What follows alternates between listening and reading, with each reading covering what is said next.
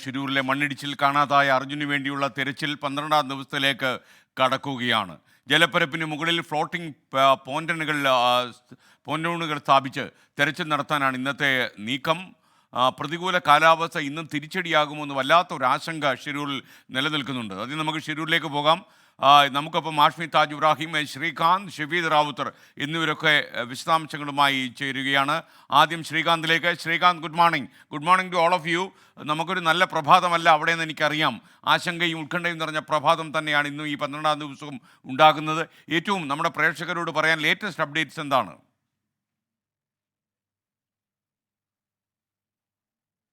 Very good morning S K N.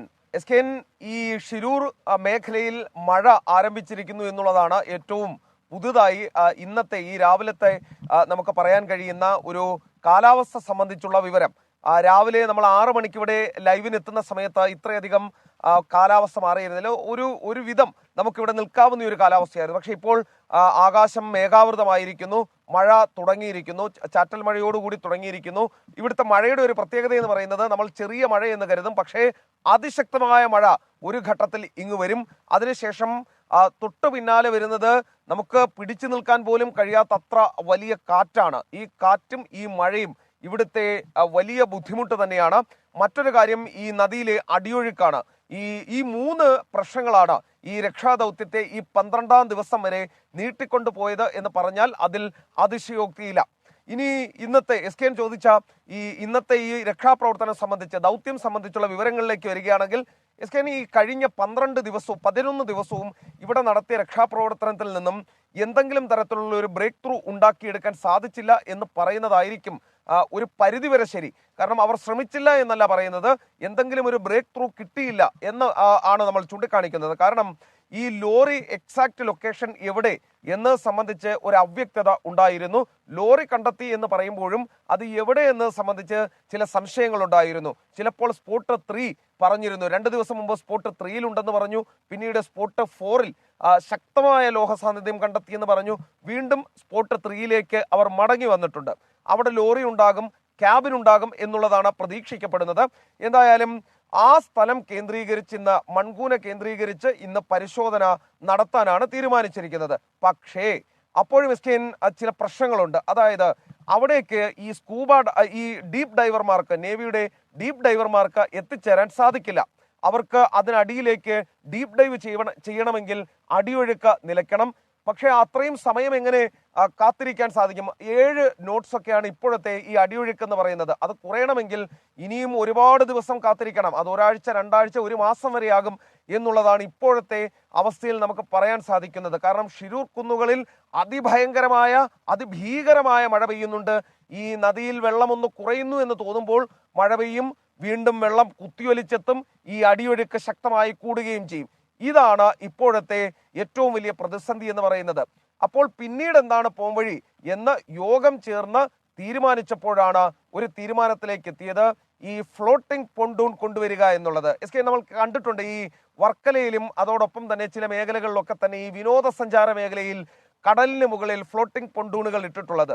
പക്ഷേ idea ഏറെക്കുറെ അത് തന്നെയാണ്. പക്ഷേ അത് ആ തരത്തിലുള്ള പൊണ്ടൂണുകളല്ല.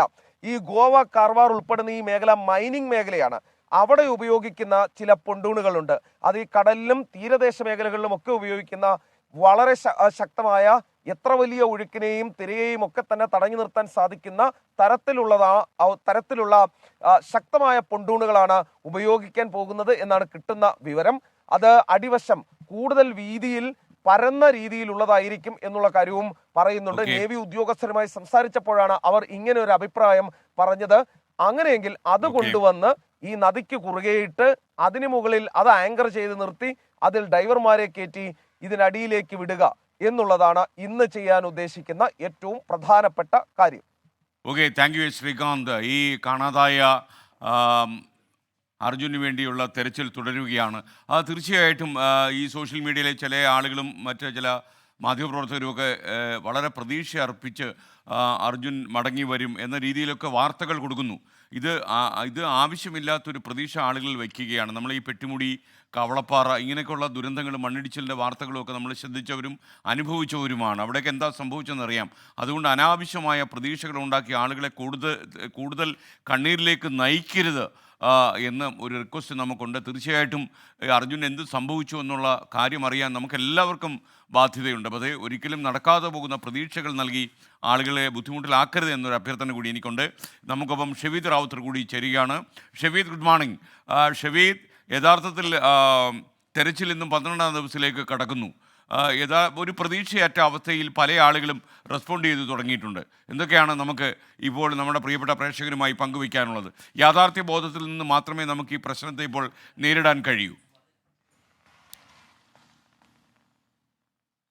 SK ഉറപ്പായിട്ടും നമുക്ക് പ്രതീക്ഷാഭംഗം തന്നെയാണ്, നിരാശ തന്നെയാണ്. നമ്മൾ ഇന്നലെ രാവിലെ മുതൽ അക്കാര്യം പറയുന്നുമുണ്ട്. കാരണം നമ്മൾ കാര്യം മനുഷ്യസാധ്യമായതെല്ലാം ഇവിടെ ചെയ്യുന്നുണ്ട്. നമ്മൾ കർണാടക സർക്കാരിനെ കുറ്റം പറയുന്നത് മറ്റൊന്നുമല്ല, മനുഷ്യസാധ്യമായതൊക്കെ ചെയ്യുന്നുണ്ട്. പക്ഷേ അപ്പോഴും നമ്മളെ സംബന്ധിച്ച് പ്രകൃതി വില്ലനാവുകയാണ്. നേരത്തെ ശ്രീകാന്ത് സൂചിപ്പിച്ചതുപോലെ തന്നെ SK ഇതിനകത്ത് ഇനി എന്തൊക്കെ ആധുനിക സാങ്കേതിക വിദ്യ കൊണ്ടുവന്നെന്ന് പറഞ്ഞാലും ഡീപ്പ് ഡൈവ് നടത്താതെ, ഡൈവേഴ്സ് താഴെ ഇറങ്ങി ആ ട്രക്കിൽ കൊളുത്തിടാതെ നമുക്ക് ഒരു കാരണവശാലും ആ ട്രക്ക് മുകളിലേക്ക് ഉയർത്താനോ അർജുൻ എന്ത് സംഭവിച്ചു എന്ന് കണ്ടെത്താനോ കഴിയില്ല.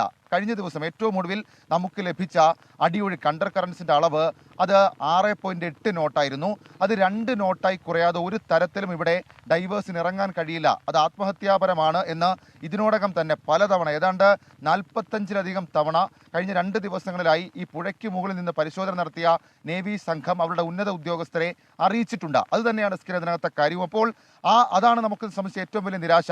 ഗംഗാവാലി നദിയുടെ അടിയൊഴുക്കും അതിന്റെ ജലനിരപ്പും കുറയുന്നില്ല. അത് നമ്മൾ കണ്ണിൽ ഒരു യാഥാർത്ഥ്യമായി കണ്ടുകൊണ്ടിരിക്കുകയാണ്. അതുതന്നെയാണ് രക്ഷാദൗത്യ സംഘത്തെ സംബന്ധിച്ചും അവരുടെ നിരാശയും. അതുകൊണ്ട് അത് സാധ്യമാകാതെ ഒരു തരത്തിലും നമുക്ക് ഏതെങ്കിലും ഒരു ബ്രേക്ക് ത്രൂ, ഏതെങ്കിലും ഒരു നിർണായക നീക്കത്തിലേക്ക് കടക്കാൻ കഴിയില്ല. ഇനിയിപ്പോൾ ഫ്ലോട്ടിംഗ് പോയിന്റുകൾ കൊണ്ടുവന്നാൽ പോലും അത് എത്രത്തോളം സാധ്യമാകും എന്നുള്ളതും ഏറ്റവും പ്രധാനപ്പെട്ട കാര്യം. അതിനുമൊക്കെ അപ്പുറത്തേക്ക് കഴിഞ്ഞ ദിവസം നമ്മൾ ഈ റിട്ടയർഡ് മേജർ ജനറൽ ഇന്ദ്രബാലനുമായി സംസാരിച്ചിരുന്നു. അദ്ദേഹം പറഞ്ഞത് ഈ സർവൈവൽ സാധ്യതകളെ കുറിച്ച് നിങ്ങൾ ഇനിയും ഇങ്ങനെ പറയരുത് എന്നുള്ളതാണ്. അപ്പോൾ സ്വാഭാവികമായും ആ സർവൈവൽ സാധ്യത പതുക്കെ മങ്ങുകയാണ്. ആ യാഥാർത്ഥ്യം നമ്മൾ ഇനിയെങ്കിലും പറയാതിരുന്നുകൂടാ. പക്ഷെ ഔദ്യോഗികമായി അത് സ്ഥിരീകരിക്കണം. ഏതായാലും മന്ത്രി മുഹമ്മദ് റിയാസ് ഉൾപ്പെടെയുള്ള കേരളത്തിൽ നിന്നുള്ള മന്ത്രി ഇവിടെയുണ്ട്. ഈ മന്ത്രിമാരോട് ഇന്നലെ വൈകിട്ട് 9 മണിക്ക് സംയുക്ത റിപ്പോർട്ട് അത് കാർവാർ ജില്ലാ കളക്ടർക്ക് കൈമാറിയിരുന്നു.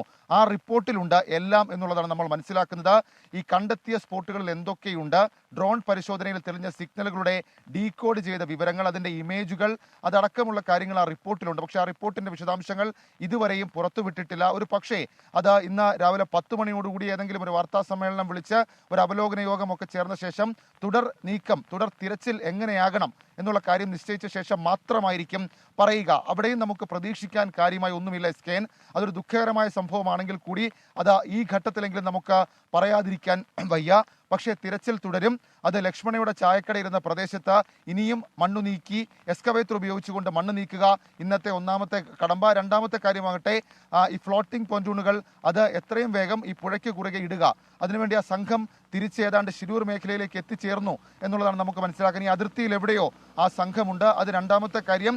ഇന്നുകൂടി നേവി സംഘം അടിയൊഴുക്ക് പരിശോധിക്കും. അതിനുശേഷം ആ റിപ്പോർട്ട് അടക്കമുള്ള കാര്യങ്ങൾ നോക്കിയായിരിക്കും ഇനി തുടർ തിരച്ചിൽ എങ്ങനെ വേണം എന്നുള്ള കാര്യത്തിൽ അവരൊരു തീരുമാനമെടുക്കുക. SK അപ്പോഴും ഈ ശിരൂരിലെ 4 വശവും ചുറ്റപ്പെട്ട് കിടക്കുന്ന മലനിരകൾക്ക് മുകളിൽ കാർമേഘങ്ങൾ ഇങ്ങനെ ഉരുണ്ടുകൂടി കിടക്കുന്നുണ്ട്. അതിനുമപ്പുറത്തേക്ക് ഈ മുകളിലൊക്കെ മലയുടെ മുകളിലൊക്കെ ചെറിയ ഉരുൾപൊട്ടലും മഴയും കാരണം ഗംഗാവലി നദി അത് കുത്തിയൊലിച്ചൊഴുകുകയാണ്. Okay, thank you. ഷെവീദ് റാവുത്തറാണ് നമുക്കൊപ്പം വിവരങ്ങളുമായി ചേർന്നത്. അവിടെ പെട്ടെന്ന് തന്നെ മഴ പെയ്യാനുള്ളൊരു സാഹചര്യം നിലനിൽക്കുകയാണ്. ഈ മഴ തന്നെ രക്ഷാദൗത്യത്തിന് കടുത്ത വെല്ലുവിളിയാണ്. മഴയും അടിച്ചു കയറുന്ന കാറ്റും അതിവേഗം അടിക്കുന്ന കാറ്റും ഒക്കെ തന്നെ രക്ഷാദൗത്യത്തിന് കഴിഞ്ഞ കുറച്ച് ദിവസങ്ങളായി വലിയ വെല്ലുവിളികളാണ്.